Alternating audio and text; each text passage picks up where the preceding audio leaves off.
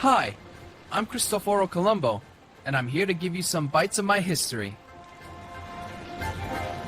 Christopher Columbus was born between August 25th and October 31st, 1451, in the Republic of Genoa, which is part of modern-day Italy.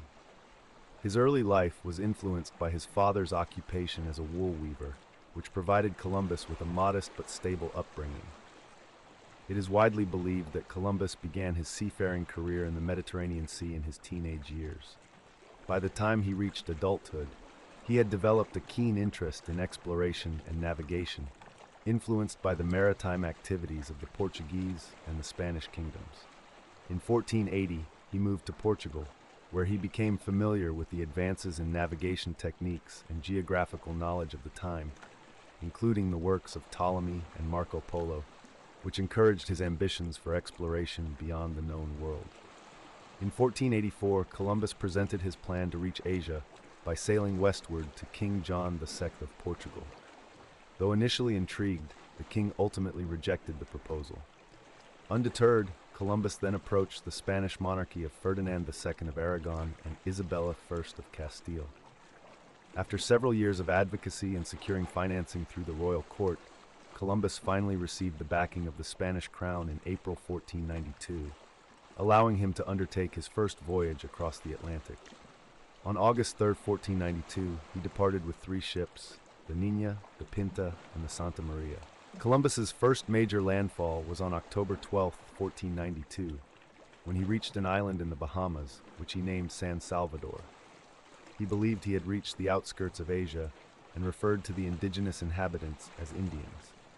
Throughout his subsequent voyages, Columbus explored various islands in the Caribbean, including Hispaniola and Cuba, establishing settlements and initiating contact with native populations.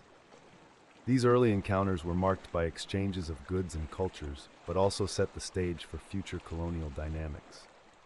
His expeditions prompted a broader interest in exploration by European powers, representing a significant shift in cultural and economic paradigms.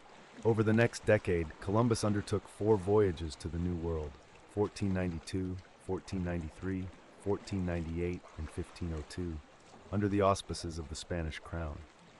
His explorations contributed to the European understanding of the Americas and spurred the later conquests and colonization efforts by Spain and other European nations.